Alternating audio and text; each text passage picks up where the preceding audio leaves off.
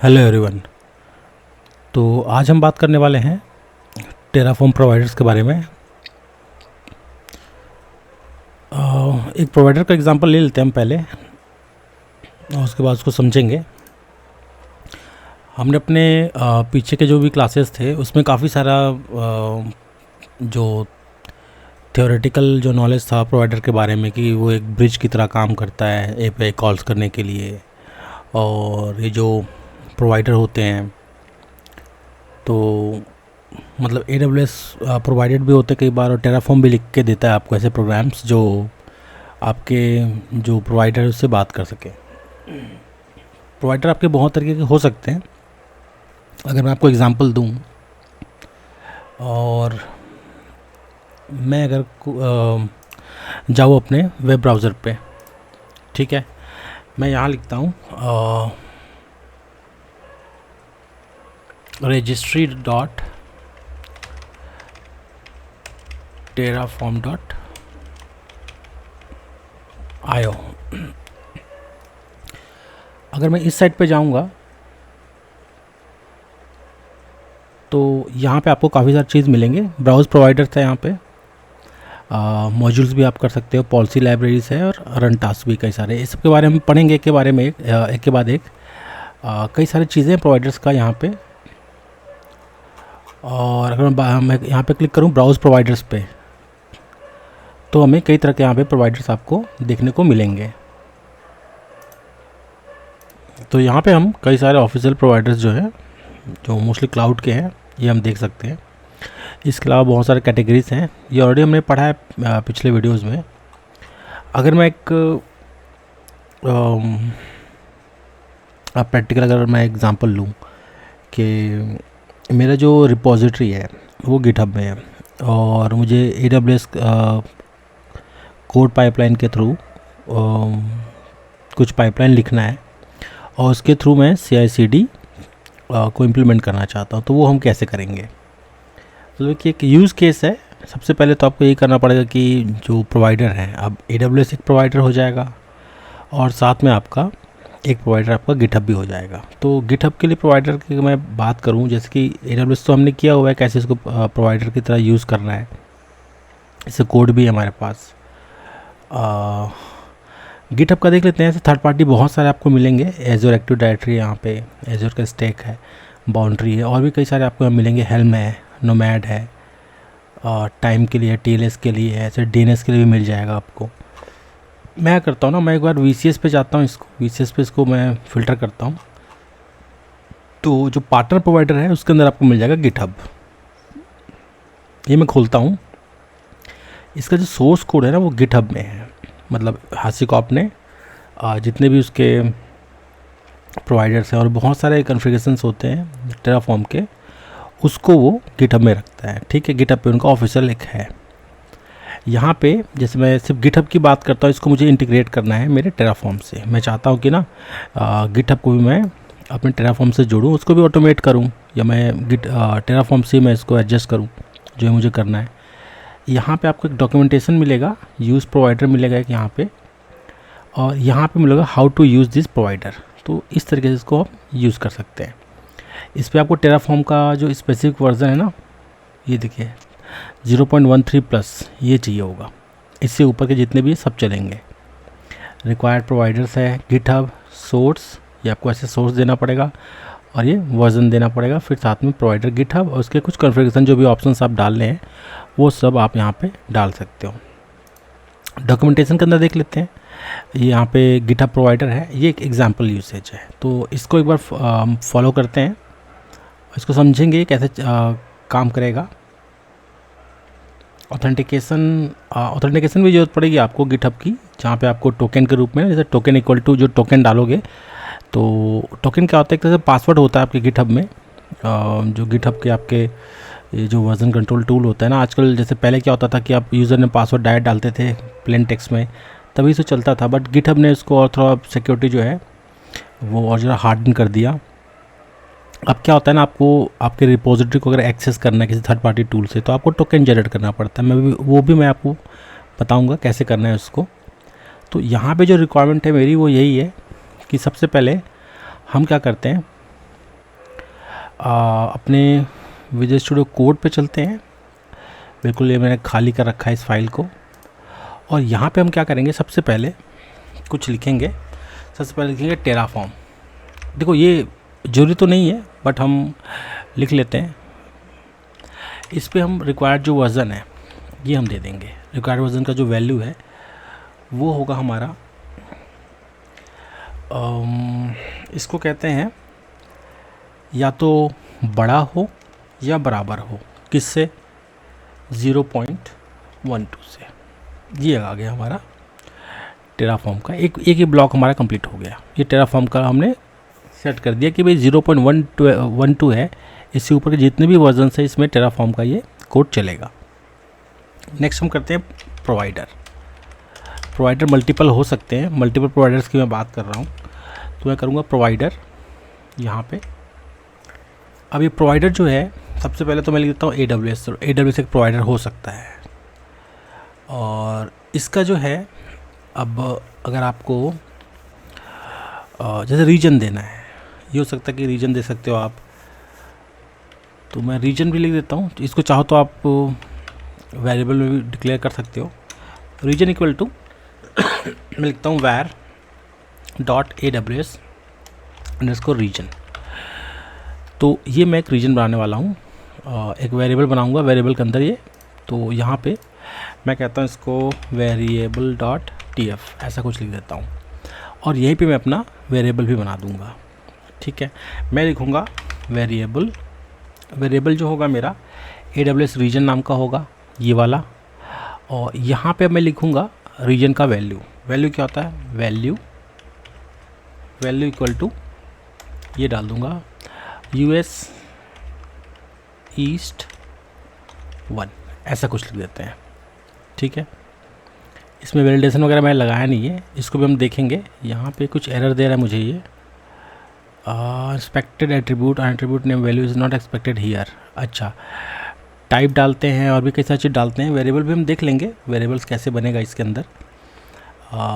जैसे वेरिएबल होता है तो ये तो मेरा की नेम है वेरिएबल का, AWS_region, ये तो ठीक ठाक ले लिया इसने। यहाँ पे वैल्यू नहीं होता, यहाँ पे डिफ़ॉल्ट वैल्यू होता है, सॉरी। तो यहाँ पे डिफ़ॉल्ट मुझे लिखना पड़ेगा। तो डिफ़ॉल्ट जैसे मैं लिखूँगा ना तो ये ठीक हो जाएगा, ये डिफ़ॉल्ट इक्वल टू ये। तो अब ये सही हो गया। इसका डिस्क्रिप्शन भी आप डाल सकते हो, डिस्क्रिप्शन डालने का अच्छा प्रैक्टिस कहा जाता है। डिस्क्रिप्शन इक्वल टू जो भी वैल्यू आपको डालना है, सिर्फ डिफ़ॉल्ट रीजन, आप चाहो तो इसको ओवरराइड भी कर सकते हो किसी और रीजन बनाने के लिए। फॉर माई इंफ्रास्ट्रक्चर, ऐसे आप कुछ भी लिख सकते हो, ये आपकी मर्जी, आप कमेंट की तरह इसको मान के चलो।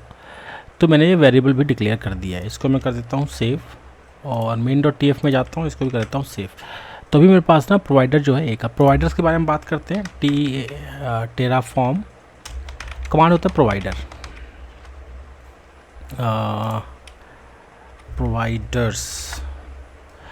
तो प्रोवाइडर जो है यहाँ पे देखिए, registry.terraform.io हैसिकॉप AWS।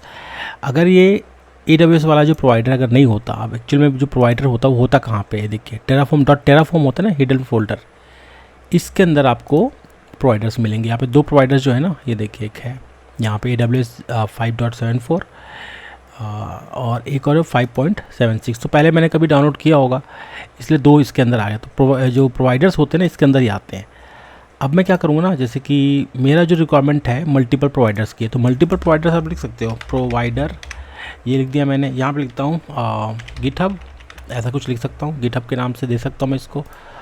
और अगर मैं एग्जांपल लेके जाऊँ उस पर कि उस पर क्या कहता है, कैसे इसको यूज़ करते हैं, तो ये रहा टेराफॉर्म लिख दिया। गिटहब इक्वल टू ये है, सोर्स आपका ये है, वर्जन ये है, इस तरीके से प्रोवाइडर इक्वल टू गिटहब, और रिसोर्स लिख दिया यहाँ पे।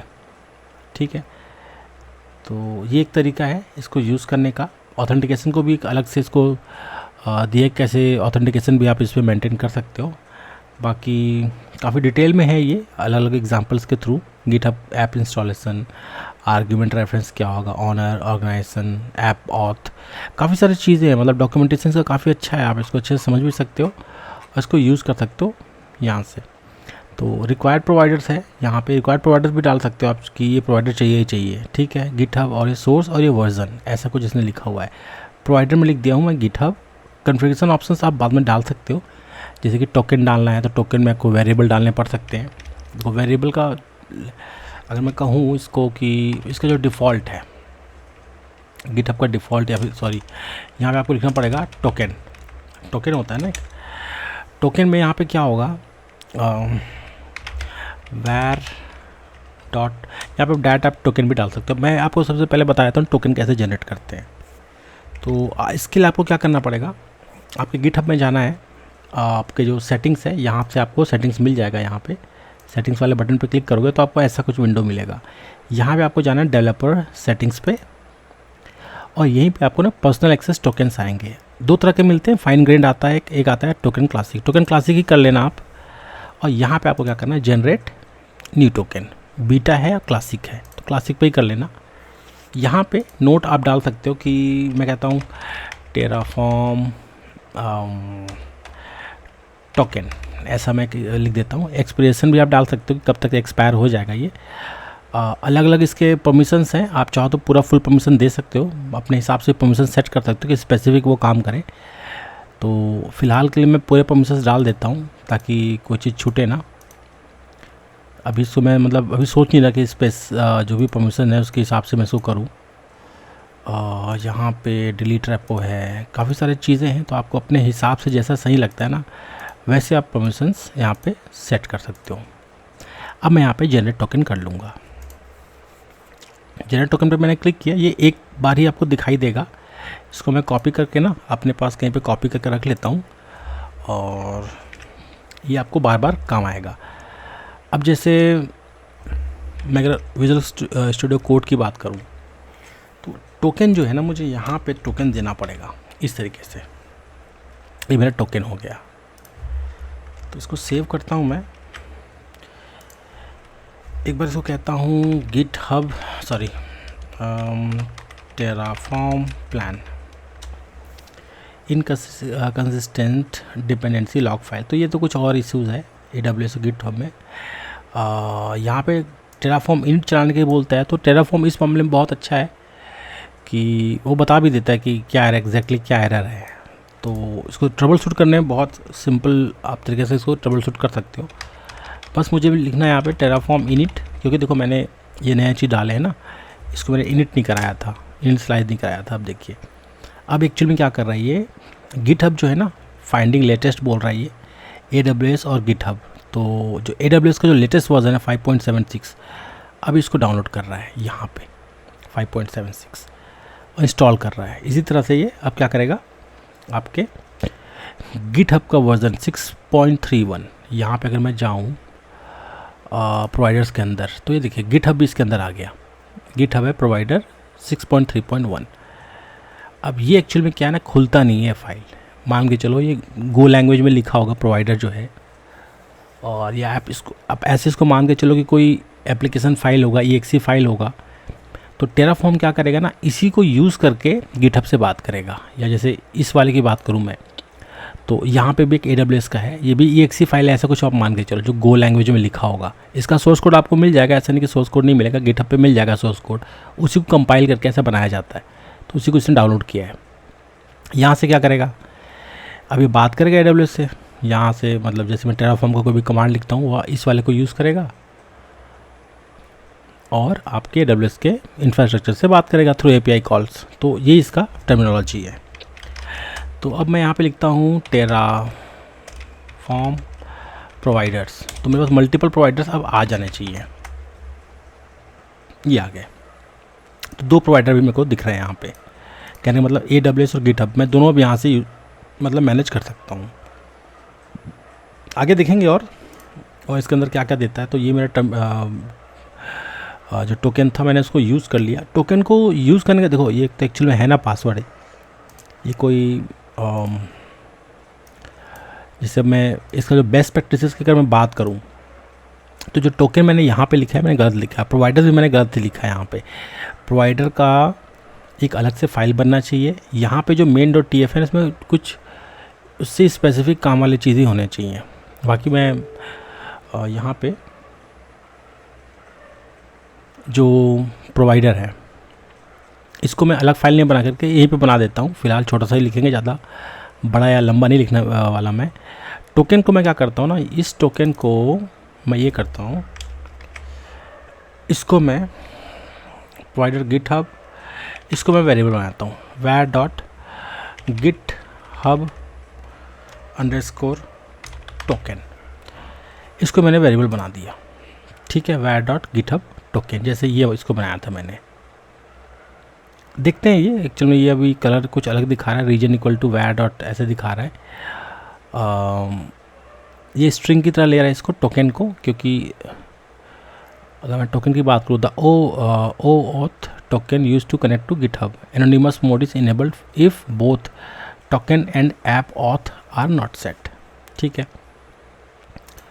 तो अगर मैं इसको कहूँ कि अगर मैं इसको वेरिएबल की तरह लेना चाहता हूँ तो यहाँ पे सेम मुझे फिर वेरिएबल लिखना पड़ेगा ना।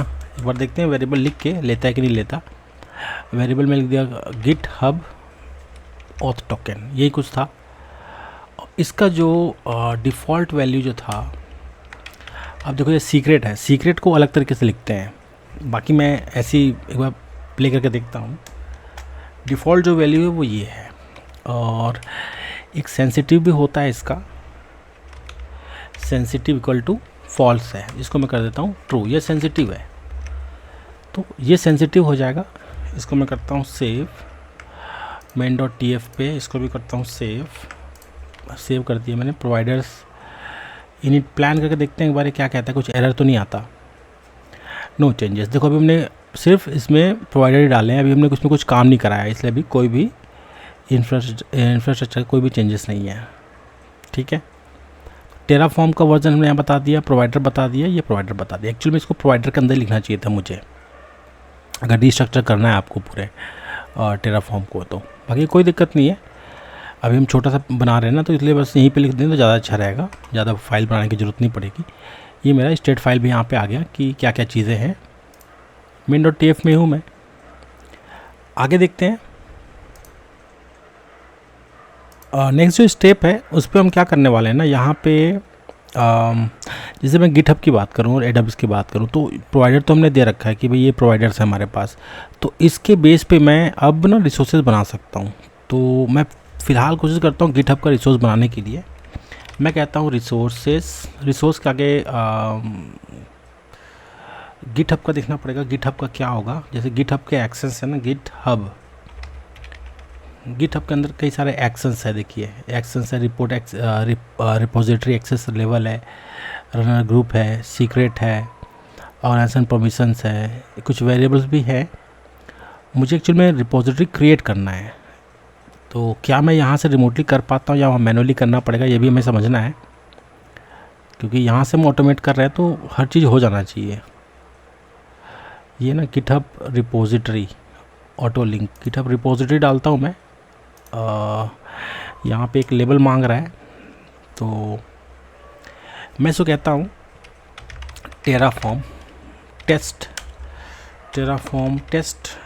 रिपो, ऐसे लिख देता हूँ मैं। ठीक है, तो ये जो हो गया मेरा कि ये रिसोर्स टाइप हो गया ना। रिसोर्स में बोला है तो रिसोर्स का टाइप ये होना चाहिए कि गिटहब रिपोजिटरी बना रहा हूँ मैं। नाम क्या है, ये देखो ये रेफरेंस का नेम, तो ये मैंने नाम दे दिया। तो आपको समझ आ रहा होगा कि कैसे रिसोर्स बनाते हैं यहाँ पे। ठीक है, अगला अब देखते हैं। अब हम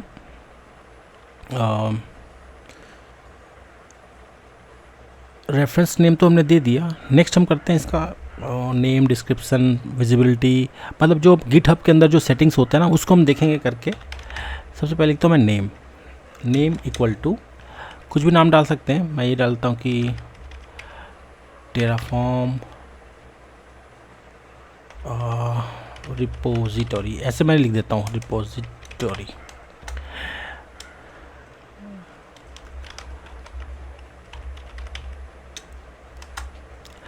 नेम मैं लिख देता, डिस्क्रिप्शन लिख देता हूँ। यहाँ पे मैं कहता हूँ इसको टेराफॉर्म। एक्चुअल में मुझे ना ये जितने भी चीज़ें हैं कोट्स में लिखने चाहिए, कोट्स में लिखना बहुत ज़रूरी है, नहीं तो कुछ का कुछ और समझ जाता है, कलर्स कुछ और लेता है ये। ये वाला, जैसे ये ऊपर में टोकन है, टोकन को मैंने इस पर लिया है, इसको अलग तरीके से लिया है, तो ये अगर मैं हटाऊं तो आई थिंक कलर सेम होना चाहिए। ये देखिए कलर अब सेम हो गया, यहाँ से कलर सेम हो गया अब, ठीक है। तो कलर के भी बहुत मायने हैं।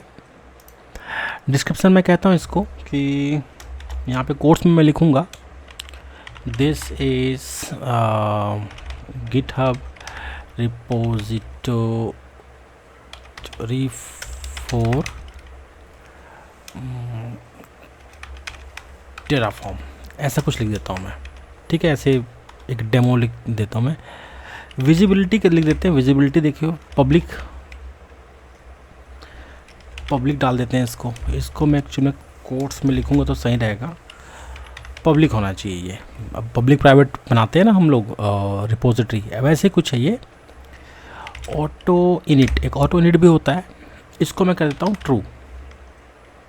ये रहा, अपने आप इनिशियलाइज़ कर ले, होता है ना readme डॉट, जैसे हम बनाते हैं तो जब पहली बार इनिशियलाइज़ करते हैं तो ये वैसा ही कुछ है।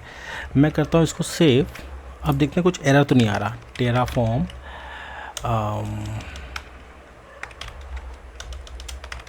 प्लान, अगर कुछ एरर नहीं आएगा तो ठीक है। अब देखिए क्या कर रहा है ये एक्चुअल में अब गिटहब के अंदर कुछ बना रहा है। Created Terraform test repo, REP लिखा है सिर्फ, ये गलत हो गया। इसको रेपो कर देता हूँ मैं, इसको सेव कर देता हूँ यहाँ तक, कंट्रोल S। अगर मेरा वेरिएबल के अंदर जो ये मैंने टोकन दे रखा है, अगर ये सब चीज़ सही है, प्रोवाइडर का सब चीज़ सही है, तो ये अपने आप लॉगिन भी कर लेगा। कहने का मतलब है अगर टोकन नहीं होता तो लॉगिन नहीं कर पाता वो।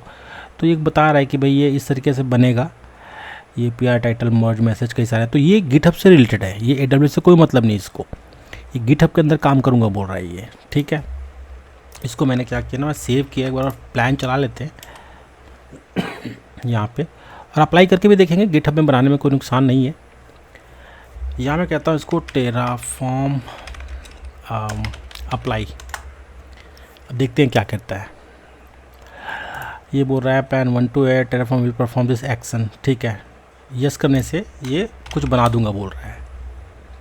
गिटहब रिपोजिटरी टेराफॉर्म क्रिएटिंग, ये कुछ क्रिएट करने के लिए बोल रहा है, ये रिपोजिटरी ये क्रिएट करूंगा बोल रहा है ये।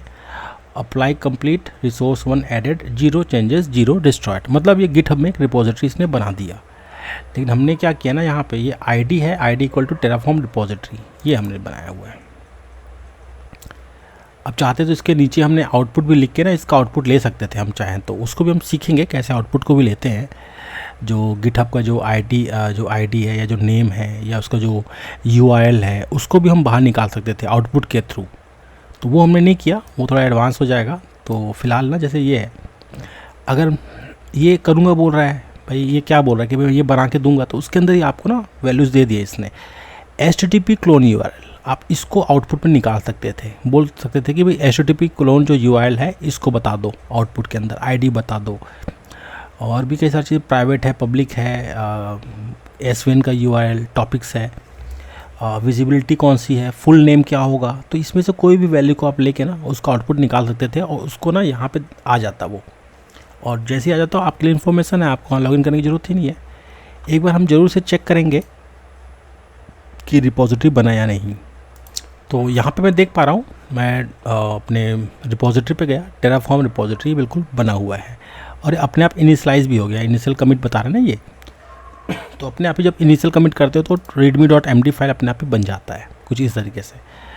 तो ये मुझे समझ आ रहा है कि मैं थर्ड पार्टी और भी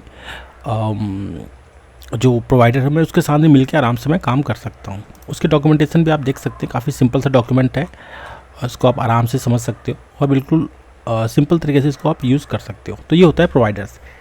इसी तरीके से और भी आपको कई सारे प्रोवाइडर्स मिलेंगे, और आप प्रोवाइडर से डाल के ना या तो अलग फाइल में डिस्ट्रक्चर कर लो, ये यहाँ से लेके यहाँ तक को डिस्ट्रक्चर कर लो और उसके हिसाब से बना लो। जैसे मैं अब इसको ये करता हूँ, मैं कंट्रोल, फ़िलहाल मैं इसको एक बार डिस्ट्रॉय करके देखता हूँ। ये अभी डिस्ट्रॉय करने की बात है तो वो जो रिपोजिटरी इसको डिस्ट्रॉय कर देगा, इसका कहने का मतलब तो यही है। मैंने यस कर दिया और ये बिल्कुल डिस्ट्रॉय हो गया है। अब मैं जो TF स्टेट फाइल है ना उसमें आ गया। अब मैं क्या करता हूँ ना, इसको वापस से इसको कंट्रोल एक्स कर दिया। अब मैं तो इसको रीस्ट्रक्चर करना चाहता हूँ, बस मैं इसमें ना रिसोर्सेज बनाना चाहता हूँ। यहाँ पे मैं लिखता हूँ, सॉरी ये गलत हो जाएगा, यहाँ पे मुझे बनाना पड़ेगा ये, यहाँ पे मैं आता हूँ प्रोवाइडर डॉट TF, ऐसा कुछ लिख देता हूँ मैं। इसके अंदर मैं अपने प्रोवाइडर्स को डाल दूंगा। अब ये स्ट्रक्चर हो गया, अलग अलग स्ट्रक्चर बन गया इसको मैं सेव करता हूँ। मेन डॉट TF में मेरे रिसोर्सेज बनते जाएंगे यहाँ पे, या इससे इस पर ना बनाओ तो अलग अलग फोल्डर्स के अंदर बना सकते हो, या अलग अलग फाइल्स में भी बना सकते हो, और उसके थ्रू इसको हम यूज़ करेंगे। मैं इसको फ़िलहाल सेव करता हूँ। एक बार देखता हूँ टेराफॉर्म प्लान क्या कहता है, अभी और कुछ करने वाला है कि नहीं। ये देखिए बिल्कुल वही वाले आ गए। अब यहाँ पे जो आउटपुट है ना, मैं आउटपुट भी निकालने की कोशिश करूँगा। अब थोड़ा सा और रिस्ट्रक्चर कर दिया हमने, और यहाँ पे आउटपुट भी सीखेंगे कि क्या आउटपुट देता है वो। तो यहाँ पे हमने इसको वेरिएबल को अलग हटा दिया है, यहाँ पे वेरिएबल अलग कर दिया। यहाँ पे हमारे टोकन्स वगैरह हैं, इसको भी हमने सेंसिटिव कर दिया, तो आउटपुट में ये आएगा नहीं। बाकी ये सही तरीका नहीं है आपके जो भी पासवर्ड वगैरह इसको करने का। इसको आपको जो AWS के जो सीक्रेट मैनेजर है वहाँ पे इसको रखना चाहिए। इसको भी हम आगे देखेंगे। प्रोवाइडर्स को हमने अलग कर दिया, प्रोवाइडर को हमने बिल्कुल अलग फाइल में, पहले मेन डॉट TF में था, इसको हम अलग फाइल बना के इसको अलग से डाल दिया। यहाँ पे और भी प्रोवाइडर्स जोड़ सकते हैं, उनका जो भी आगे के जो भी चीज़ें हैं वो भी हम यहाँ पे डाल सकते हैं। मेन डॉट TF में ही हमने रिसोर्स बना दिया है, कहा कि एक रिपोजिटरी बना दो। फिलहाल मैंने डिस्ट्रॉय कर दिया, प्लान चलाया तो मैंने यहाँ पे देख रहा हूँ प्लान मेरा बिल्कुल ठीक तरीके से चलेगा। अब हमने चला के भी देखा था, चला भी था। अभी मैं आउटपुट की बात करता हूँ। भाई आउटपुट भी हमने काफ़ी कुछ पढ़ा हुआ है आउटपुट के बारे में। आउटपुट भी देखते हैं आउटपुट क्या कहता है कि किस तरीके से हमारा आउटपुट चलेगा। मैं कहता हूँ आउटपुट को, तो सबसे पहले आउटपुट जो है एक नाम के बारे में पूछेगा कि क्या होता है, आउटपुट का नेम क्या होगा। मैं इसको कह देता हूँ रेपो, ऐसा कुछ लिख दूँगा, रिपोजिटरी इन्फॉर्मेशन ऐसा कुछ लिख देता हूँ। यहाँ कहता हूँ मैं इसको रेपो या माई, या ऐसे भी लिखता हूँ टेराफॉर्म रिपोजिटरी इन्फॉर्मेशन, ऐसा कुछ इसको मैं नाम देता हूँ। बट यहाँ पे क्या है ना, थोड़ा सा इस पर स्पेसेस वगैरह आ गए हैं, तो मेरे हिसाब से ये गलत है। आपको ये सब चीज़ ध्यान देना पड़ेगा कि जब भी आप ऐसे लिखते हो ना तो गलत हो सकता है वो। मुझे ऐसे इसको कुछ ना अलग तरीके से लिखना पड़ेगा। मैं यहाँ पे कहता हूँ Terraform underscore repo underscore info लिख सकते हो या इन्फॉर्मेशन लिख सकते हो, मतलब एक ही है। तो अब ये बिल्कुल सही हो गया। अब मैं नेक्स्ट लाइन पे आ गया। यहाँ पे मैं कुछ ना वैल्यूज़ वगैरह दे दूँगा। जैसे ये वैल्यूज़ है ना, मैं यहीं से निकालूंगा वैल्यूज़। मुझे जो से मुझे यहाँ पे इंपॉर्टेंट लगेंगे मैं उसी को लूँगा। तो मैं लिखूँगा वैल्यूज़, ये आ गया वैल्यूज़, ठीक है। अब वैल्यूज़ के अंदर क्या क्या हो सकता है, वैल्यूज़ के अंदर भी ना मैं क्या करता हूँ ना, देखो अब ये एक ब्लॉक हो गया। अब ब्लॉक के अंदर फिर ब्लॉक में डालूँगा, ये इस तरीके से। अब इसके अंदर मैं अपने वैल्यूज़ लिखूँगा, वैल्यूज़ इक्वल टू बहुत सारे मतलब वैल्यूज़ लिखूँगा। एक वैल्यू है तो आप डायरेक्ट एक डाल सकते हो यहाँ पे, कोई दिक्कत, इसमें आपको ब्लॉक की ज़रूरत नहीं पड़ेगी। इसी को हम ब्लॉक कहते हैं कर्ली के अंदर। अब मैं बहुत सारे डालूँगा तो उसका अलग तरीके से होगा। सबसे पहले मैं क्या कहता हूँ ना इसको, नेम क्या कहता हूँ मैं इसको। अब देखो मुझे उतना कुछ पता नहीं है, बाकी मैं यहाँ पे सकता हूँ गिटहब का क्या क्या चीज़ें हैं।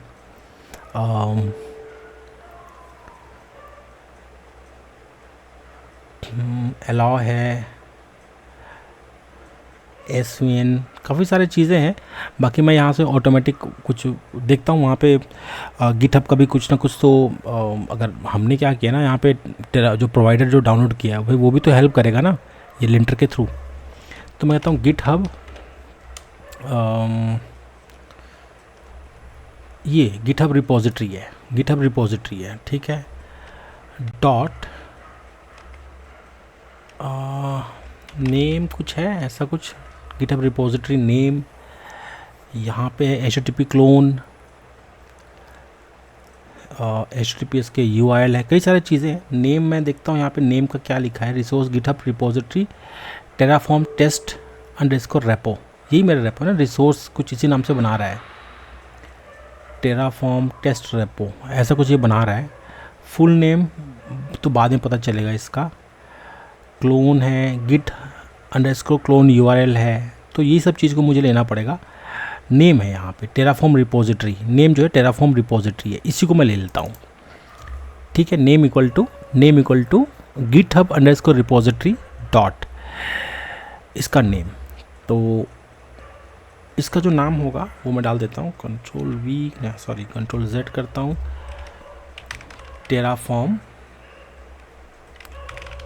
टेराफॉर्म माइनस रिपोजिटरी, ये वाला होगा। ठीक है, dot Terraform minus repository, Terraform minus repository है। लेकिन यहाँ पे ये जो कोई कलर कुछ अलग दिखा रहा है, थोड़ा सा ये समझने वाला चीज़ होगा।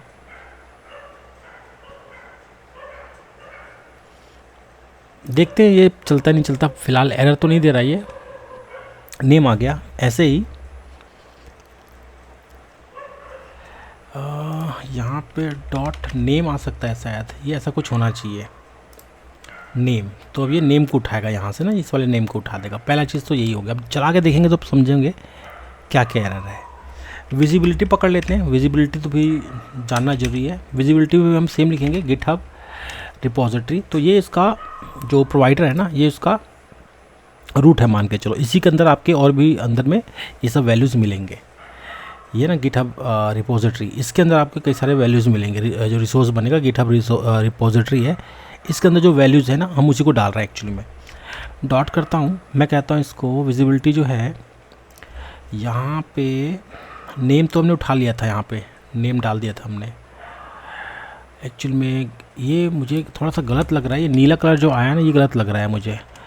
मैं इसको सिर्फ अगर यही लिख दूँ तो क्या कहता है ये, यहाँ तक तो ठीक ही लग रहा है। नेम के बाद गिटहब रिपोजिटरी के बाद मैं कहता हूँ इसको विजिबिलिटी। तो विजिबिलिटी है यहाँ पे विजिबिलिटी, तो मैं डायरेक्ट सिर्फ विजिबिलिटी लिख देता हूँ ये वाला। देखते हैं क्या कहता है ये। विजिबिलिटी भी आ गया। फिर कहता हूँ मैं SSH_URL, यहाँ पे लिखेंगे गिटहब रिपोजिटरी डॉट। अब यहाँ पे SSH क्लोन URL है, ठीक है। SVN SSH HTTP clone URL है, और कहीं पे कुछ है SSH URL equal to GitHub. तो यहाँ पे जो मुझे समझ आ रहा है ना, SSH क्लोन URL जो है, आई थिंक क्लोन URL को हम पकड़ लेते हैं, ये ज़्यादा सही रहेगा। SSH_ क्लोन URL ये चलना चाहिए मेरे हिसाब से। तो गिट क्लोन URL है, SSH है, तो वो यहाँ पे एक बार देखते हैं। SSH URL ये तो ले रहा है, SSH URL ले रहा है ये। एक्चुअली में क्लोन URL होना चाहिए। SSH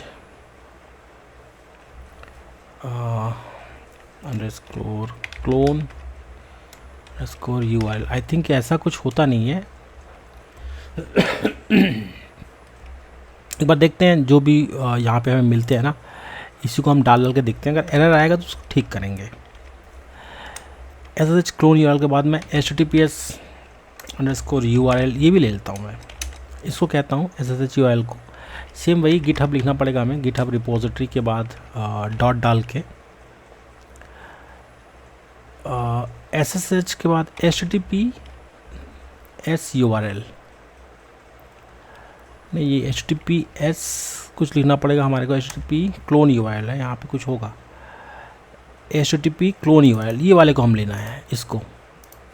तो ये मैंने देखो, मैं कोई एग्जांपल नहीं देख रहा, बस अपने तरीके से सीखने की कोशिश कर रहा हूँ कि किस तरीके से इस पर काम होगा।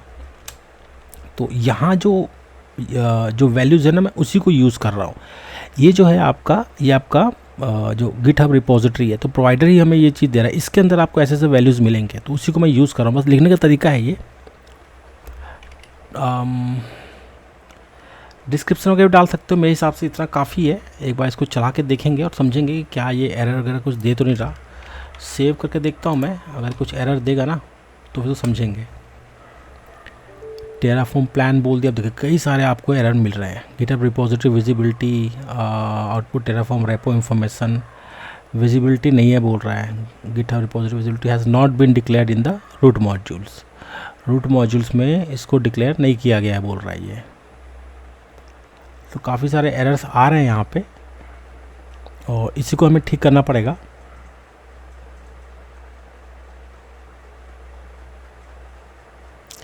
तो यहाँ पे मुझे समझ आ रहा है ना कि गिटहब रिपोजिटरी है, ठीक है। इसका जो नाम है ना ये वाला, इस नाम को ना आई थिंक मुझे इस पर रेफ़र करना पड़ेगा, ये वाला, जहाँ तक मुझे समझ आ रहा है, तब ये एग्जैक्टली उसको समझ पाएगा ये। कंट्रोल वी करता हूँ, फिर डॉट डाल देता हूँ इसी तरीके से, यहाँ पे कंट्रोल वी फिर डॉट, ये कुछ इस तरीके से आई थिंक चलना चाहिए, तभी ये आप ये चल पाएगा। SSH क्लोन URL, यहाँ पे कंट्रोल वी डॉट, मतलब मैं रेफ़र भी करा रहा हूँ ना उसको कि जो ये जो नाम है हमारा, इस नाम को भी यहाँ पे लिखने की कोशिश कर रहा हूँ, तो इससे एग्जैक्टली उसी का देगा। कंट्रोल सेव करता हूँ, एक बार प्लान देखते हैं क्या कहता है, प्लान करते हैं तो बिल्कुल अब ये देखिए चेंजेस टू आउटपुट, ये आउटपुट देगा अब हमारे को, मतलब अब हमें आपके पोर्टल में वहाँ पे जाके चेक करने की ज़रूरत नहीं कि भाई मेरा क्लोन URL क्या होगा, रेपोजिटरी का नाम क्या होगा। रेपोजिटरी का नाम तो ऑलरेडी हमने यहाँ पे दे रखा है, बट इसको आउटपुट में भी हम निकाल सकते हैं। विजिबिलिटी बता देगा कि पब्लिक है कि प्राइवेट है। पब्लिक हमने ऑलरेडी यहाँ पे लिख रखा है कि पब्लिक है, विजिबिलिटी पब्लिक, तो इसलिए अगर विजिबिलिटी पब्लिक ना होकर के ना, अगर ये मैं वैल्यू नहीं देता तो अपने आप कुछ ना कुछ लेता वो। SSH का URL नोन आफ्टर अप्लाई, तो ये दो वैल्यूज़ है ना, नोन आफ्टर अप्लाई बोल रहा है, ठीक है। अगर मैं अप्लाई करता हूँ तो मेरे को दो चीज़ एक्स्ट्रा देगा, बाकी दो चीज़ का नाम तो मुझे पता है, तो ये काम आता है आपके आउटपुट्स को। मैं कहता हूँ टेराफॉर्म अप्लाई, ठीक है। टेराफॉर्म अप्लाई करके देख लिया हमने, ये बोल रहा है यस करने के लिए, मैंने यस कर दिया। देखो मुझे आउटपुट से मतलब है, मैं आउटपुट की बात कर रहा हूँ, चला तो पहले ही दिया था हमने। ये देखिए अब यहाँ पे आप देख सकते हैं ये मेरा पूरा का पूरा इसका आउटपुट भी आ गया। तो ये आउटपुट का ये फ़ायदा है, आपको कहीं और जाके कुछ निकालने की ज़रूरत नहीं पड़ती। अब मैं यहाँ से डायरेक्ट इसको क्लोन कर सकता हूँ, मैं कहूँगा कि गिट क्लोन और ये वाला URL डाल दूँगा तो डायरेक्ट क्लोन हो जाएगा गिट। और SSH के थ्रू क्लोन करना है तो ये वाला चीज़ मैं यूज़ कर लूँगा। तो ये दो चीज़ इसने अच्छे से दे दिया, इसने जो URL मतलब हमें मेन जो चाहिए होता है वो, ठीक है। तो इस तरीके से हम ना जो प्रोवाइडर्स हैं हमारे, उससे हम मतलब कई सारे हम काम करते हैं। आई होप आपको प्रोवाइडर अच्छे से समझ आ गया होगा कि प्रोवाइडर के अंदर हम कैसे से काम करते हैं। ये डिस्ट्रक्चरिंग करना भी बहुत फ़ायदेमंद रहता है। और जो चीज़ें हैं जैसे रिसोर्स बना दिया, अभी हमने क्या है ना गिटहब का रिसोर्स बना दिया, ऐसे कुछ किसी और चीज़ का रिसोर्स बना सकते हैं। जैसे कि अगर मैं बात करूं कि अब इसके आगे मैं इसी पे मैं लिख सकता हूं ना, देखो ये रिसोर्स है, उसका आउटपुट है। आप चाहो तो रिसोर्स का अलग से फाइल बना दो, आउटपुट का अलग से फाइल बना दो, ये भी कर सकते हो आप। तो रिसोर्स अलग हो जाएगा, या उसको भी ग्रेनुलर वे में करना चाहते हो तो आप लिख सकते हो AWS_resource.tf। तो AWS का बनाने वाला है जो रिसोर्स जो बनने वाला है उसका अलग फाइल रख दो, गिटहब का रिसोर्स जो बनेगा उसका अलग रख दो, गिटहब का आउटपुट जो है उसका अलग फाइल रख दो। तो एक स्ट्रक्चर बनते जाता है कि एक एक फाइल के हिसाब से। तो फ़ायदा क्या है रीस्ट्रक्चर करने से, आपको यही फ़ायदा होगा कि कहीं पे भी कोई भी कोड में एरर आ रहा है आप एग्जैक्टली उसको पकड़ सकते हो। जब एक ही फाइल में बहुत लंबा कोड लिखोगे ना तो वो थोड़ा सा प्रॉब्लमेटिक हो सकता है। ये हमने पहले भी डिस्कस किया हुआ है हमारे जो पिछले वीडियोस है उसमें। तो रीस्ट्रक्चर करना एक अच्छा आइडिया होता है और उसके हिसाब से इसको हम यूज़ कर सकते हैं, ठीक है। तो ये हमने यहाँ पे जो प्रोवाइडर्स हैं हमारे, दो प्रोवाइडर्स हमने यूज़ किए, उसमें सभी हमने एक जो है गिटहब वाला हमने ये अभी उसका उस पर मतलब एक रिसोर्स हमने बना लिया। अगला कोशिश यही करेंगे कि फिर से कुछ रिसोर्स बनाएंगे AWS पे और उस पर कुछ काम करने की कोशिश करेंगे।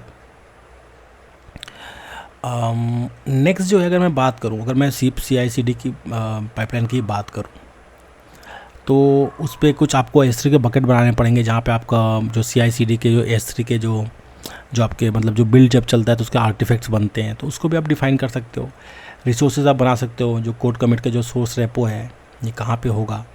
तो अगर कोड कमिट यूज़ नहीं करना चाहते तो भाई हमने गिटहब यहाँ पे यूज़ कर रखा है, तो गिटहब को आप दे सकते हो कि भाई ये सोर्स है। उसको कैसे दोगे भाई, वेरिएबल में दे सकते हो आप, वेरिएबल पकड़ो एक या TF वायर्स के अंदर डाल दो, वो हार्ड हो जाएगा, उस पर हार्ड कोडेड हो जाएगा, उसको आप यूज़ करके बस वहीं पे आप एक TF वायर्स के अंदर ही आपको एडिट करना है, बाकी जितना भी है वो बन जाएगा। तो अब जो CI/CD की मैं बात कर रहा हूँ, अगर मैं उसी चीज़ पे अगर मैं आगे बढ़ता हूँ, ठीक है, अब मैं इसके आगे ना AWS का बहुत सारी चीज़ लिखूँगा, साथ में मैं क्या करूँगा, इसको इसी को मैं सेव करके ना एक मॉड्यूल बना दूंगा, और इसी मॉड्यूल को, मतलब ये मेरा एक्सपोर्टेबल है ना, तो इसको मैं कहीं और भी यूज़ कर सकता हूँ। बस मुझे क्या करना पड़ेगा, वहाँ पे जो TF वायर्स फाइल है ना, वो यहाँ से मैं हटा दूंगा, और TF वायर फाइल ना जब जहाँ जहाँ पे नया बनेगा वो अपने आप वो मॉड्यूल चलने लगेगा।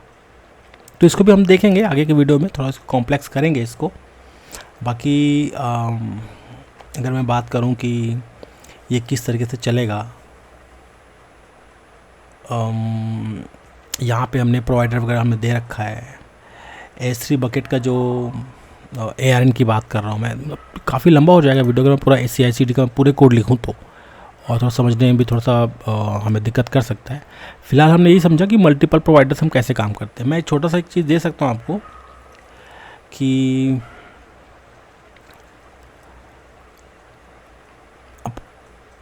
जैसे मान के चलो कि अभी हमें CI/CD की बात करो, तो मैं कोड बिल्ड में भी तो कर सकता हूँ ना। कोड बिल्ड के कई सारे मॉड्यूल्स आते हैं, आप मॉड्यूल्स को भी आप यहाँ पे इंपोर्ट कर सकते हो। आप मॉड्यूल्स का इंपोर्ट करके उसको भी आप यूज़ कर सकते हो। बाकी अगर मल्टीपल उसकी बात कर रहा हूँ, मैं सिर्फ यहाँ पे क्या कहता हूँ ना, मैं यहाँ पे सिर्फ कहता हूँ रिसोर्स का आगे मैं बोलता हूँ कि AWS_S3 एक्सेस पॉइंट है बकेट। ठीक है, बकेट बनाने की बात करते हैं। बकेट का नाम क्या होगा, बकेट का नाम डाल देते हैं टेराफॉर्म टेस्ट बकेट। मतलब मल्टीपल हम कुछ करने की कोशिश कर रहे हैं। यहाँ पे नीचे यहाँ पे मुझे जो टेस्ट बकेट जो बनाऊंगा, इस पर आप ये कह सकते हो कि कुछ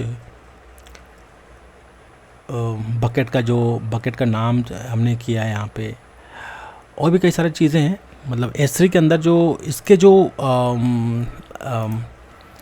इसके जो प्रॉपर्टीज़ हैं, जैसे हमने इसके अंदर लिखा ना, वैल्यू के अंदर काफ़ी सारी चीज़ लिखा है इसके अंदर, नेम, डिस्क्रिप्शन, विजिबिलिटी, ये सब। तो ये क्या है ना, आपका गिटहब का वो है सेटिंग्स के अंदर जो होता है ना, कि नेम होता है उसका, एक डिस्क्रिप्शन होता है, फिर विजिबिलिटी होता है, तो ये सब चीज़ें हैं।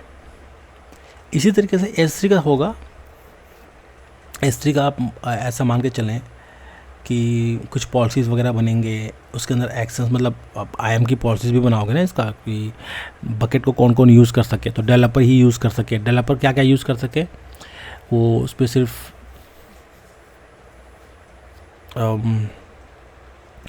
जो आपके जो आर्टिफैक्ट्स है उसको डाल सके। तो ऐसे स्पेसिफिक परमिशन के लिए IAM भी चाहिए। तो IAM को जैसे आप जोड़ोगे ना, तो फिर कॉम्प्लेक्स होता जाएगा वो, उसको भी देखेंगे। IAM भी हम करेंगे, ऐसा नहीं कि IAM नहीं करेंगे हम लोग। यहाँ पे मैं क्या कहता हूँ ना, सिर्फ एक छोटा सा हम ये कर सकते हैं,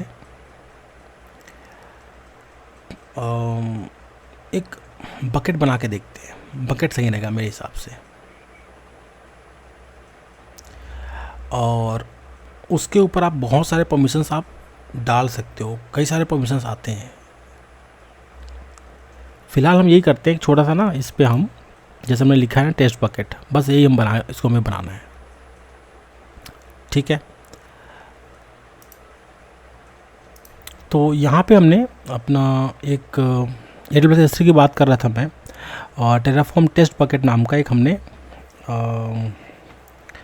यहाँ पे एक रेफरेंस नेम दिया है। एक्चुअली में बकेट का नाम नहीं है। अब यहाँ पे हमें क्या करना पड़ेगा ना, हमारा जो एक्चुअल जो कोड है वो लिखना पड़ेगा। तो सबसे पहले बकेट लिख सकते हैं, बकेट, कोशिश करते हैं इसको, बकेट, ये देखिए बकेट आ गया। इक्वल टू बकेट का क्या होता है, आप चाहो तो वेरिएबल दे सकते हो या बकेट का नेम डाल सकते हो। मैं कहता हूँ इसको बकेट का नाम डाल देते हैं, सबसे अच्छा है टेराफॉर्म बकेट, ऐसा कुछ लिख देते हैं। जैसे ऊपर हमने बनाया था ना, वैसे कुछ उसको भी लेके बनाते हैं हम। इसके अंदर और भी बहुत सारे आपके अलग अलग ऑप्शंस आ सकते हैं, जैसे वर्जनिंग वगैरह है, सर्वर साइड इंस्क्रिप्शन है, आपका पॉलिसीज़ है, वेबसाइट इनेबल करना नहीं करना, तो कई सारी चीज़ें हैं वो आप यूज़ कर सकते हो। फिलहाल इसको सिंपल रखने की कोशिश करते हैं।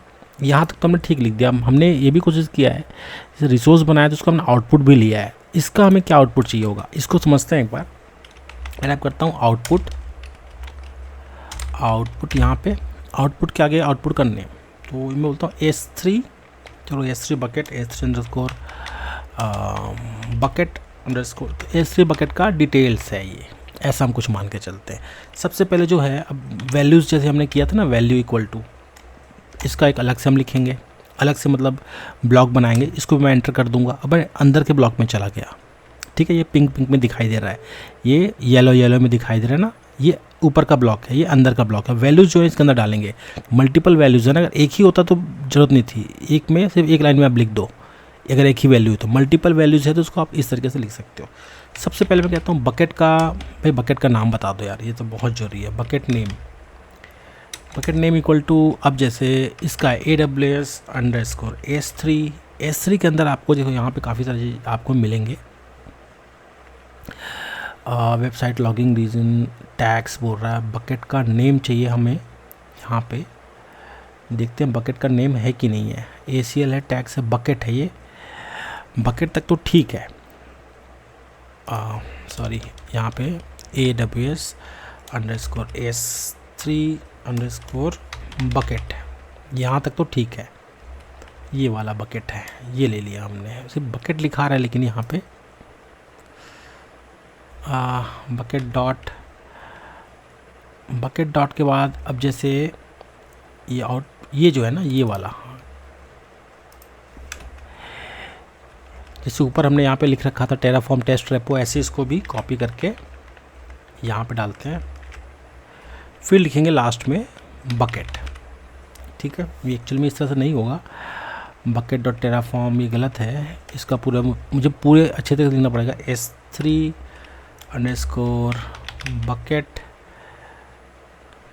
AWS S3 underscore bucket, AWS underscore S3, ये कुछ इस तरीके से होगा। AWS S3 बकेट, ये यहाँ से मैं ले रहा हूँ इसको, इसके अंदर जो है ये रिसोर्स बना रहा हूँ, उसका जो आइडेंटिफायर है वो ये है, Terraform test bucket dot bucket. ये जो बकेट है ना, डॉट बकेट, ये एक्चुअल में इसका वैल्यू है। मैं इसको आपको बताना भूल गया, एक्चुअली मैंने गड़बड़ कर दिया। सेव करता हूँ मैं इसको एक बार, और एक बार चला के दिखाता हूँ क्या क्या वैल्यूज हमें मिलेंगे। टेराफॉर्म प्लान करते हैं, ये देखिए इतने सारे आपको वैल्यूज़ मिल रहे हैं। तो यहीं से मैंने बकेट उठाया, कहने का मतलब मैं इसलिए मैं आपको दिखाना चाह रहा था, बकेट जो है मैंने यहीं से इसलिए उठाया है। सेकंड जो वैल्यू है सेम ऐसे ही लेंगे हम, बकेट का ARN भी ले लेते हैं एक बार, बकेट अंडरस्कोर ऐसा कुछ होगा, ARN बकेट ARN, ये तो नाम हम अपने हिसाब से दे रहे हैं। बाकी यहाँ पे AWS अंडरस्कोर S3 जो प्रोवाइडर है, मतलब जो प्रोवाइडर के अंदर जो है इसके, यहाँ पे ARN की बात हो रही है तो ARN समझेंगे, कहाँ पे ARN है, बकेट है, टैग्स है, ACL दिख रहा है यहाँ पे, ARN तो बकेट प्रीफिक्स है, वर्जनिंग इनेबल है कि नहीं है, force destroy, life cycle rule, AWS underscore S3 underscore bucket, bucket के आगे टैग्स, यहाँ पे मुझे ARN देखना पड़ेगा, ARN शायद नहीं आ रहा है यहाँ पे, बाकी होना चाहिए। ACL तो समझ आ रहा है मुझे, टैग्स है, टैग्स भी आप डाल सकते हो, रीजन, एक रीजन हम इसको कर सकते हैं, बकेट अंडरस्कोर ARN में सिर्फ ARN देखते हैं, dot ARN, I think ARN deprecate हो गया, शायद होता ही नहीं है। यहाँ पे लिखता हूँ Terraform minus test minus bucket dot ARN, ये वाला एक्सेलरेशन स्टेटस है, ARN नहीं है, ARN नहीं है, ऐसा कुछ हमें लिखना पड़ेगा। तो ARN की जगह मैं करता हूँ, एक बार रीजन करके देखता हूँ, रीजन होना चाहिए, ये देखिए बिल्कुल रीजन है यहाँ पे, ठीक है।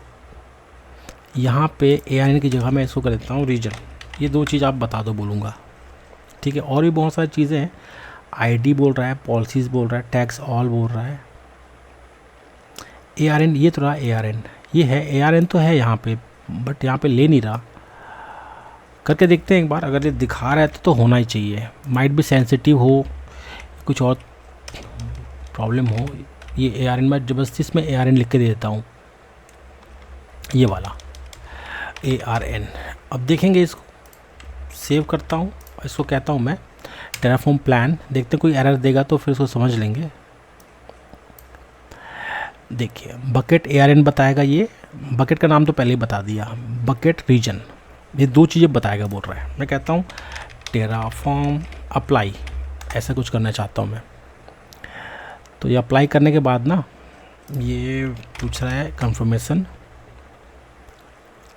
अब यहाँ पे आ रहा है creating S3 bucket Terraform bucket operation error, create bucket HTTPS response error, और काफ़ी लंबा है। Error authorization header malform, the authorization header is malform, the region US East 1 is wrong, expecting EU West 1। तो यहाँ पे जो रीजन है ना मेरा, ये कुछ malform हो गया, ऐसा कुछ बता रहा है ये। इसको भी देखेंगे, ये ऐसा हो सकता है कि जो मैंने बकेट का नाम दिया है उसकी वजह से दिक्कत हो।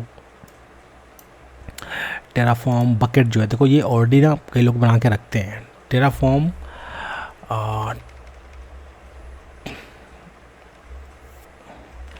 इसको लिख देता हूँ, एक और टेराफॉर्म लिख देता हूँ, टेराफॉर्म बकेट टेस्ट, ऐसा कुछ लिख के दे देता हूँ मैं। देखते हैं आपकी बार क्या कहता है ये। प्लान किया मैंने, प्लान पे तो पास हो जाएगा, यहाँ पे कोई प्रॉब्लम नहीं। बनाने जब जाता है ना उस टाइम पे दिक्कत करता है ये। तो ये वैल्यू पूछता है, यस कर देते हैं इसको और थोड़ा वेट करते हैं क्या कहता है। क्रिएटिंग बोल तो रहा है ये, तो इसका मतलब यही हो सकता है अगर ये क्रिएट करता है। देखिए आउटपुट भी आ गया ये और क्रिएट भी हो गया। कहने का मतलब अगर जब भी हम S3 बकेट बनाते हैं ना AWS के अंदर, तो आपने देखा होगा नाम जो है ना यूनिवर्सल होता है। एक बार किसी ने बना दिया तो फिर वो आप उसको बार बार यूज़ नहीं कर सकते। मतलब ये वेबसाइट होस्टिंग के लिए बहुत ज़रूरी होता है। बाकी जिस काम के लिए हमने किया था, ये देखिए आउटपुट की हम बात कर रहे थे यहाँ पे, तो बकेट का ARN दे दिया इसने, बकेट का नाम दे दिया इसने, और ये US East 1 भी बोल दिया। ठीक है, ये S3 बकेट आ गया। सेम इसे टेराफॉर्म का जो रेपो का इन्फॉर्मेशन है वो भी देता। मतलब एक साथ हमने ना दो प्रोवाइडर पे हम काम कर रहे हैं, कहने का मतलब है।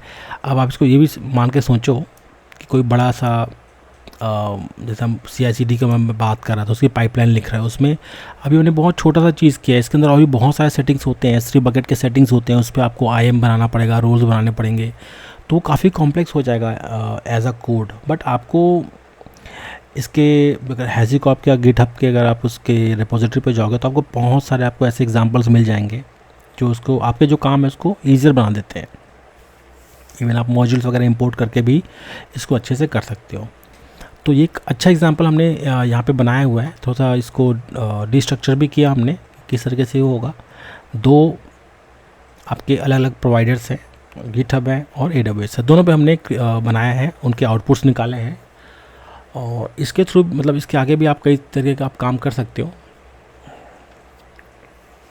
मतलब परमिशंस वगैरह सेट करना है, या जैसे गिटहब के अंदर कुछ और सेटिंग्स करना है, तो वो भी आप धीरे धीरे लिख के इसको कर सकते हो। तो अभी फ़िलहाल के लिए तो हमने कुछ बना दिया, एक बकेट भी बना दिया, एक हमने रिपोजिटरी बना दिया। अब जैसे कोड पाइपलाइन की बात आती है तो उसको हम यूज़ करेंगे कि कोड पाइपलाइन कैसे लिखेंगे, उसके कई सारे चीज़ों को हम वेरिएबल्स के अंदर डालेंगे, तो वो कॉन्फ़िगरेशन काफ़ी बड़ा हो जाएगा। काफ़ी मतलब ठीक है, वो भी हम कर सकते हैं, ऐसा नहीं कि नहीं कर सकते।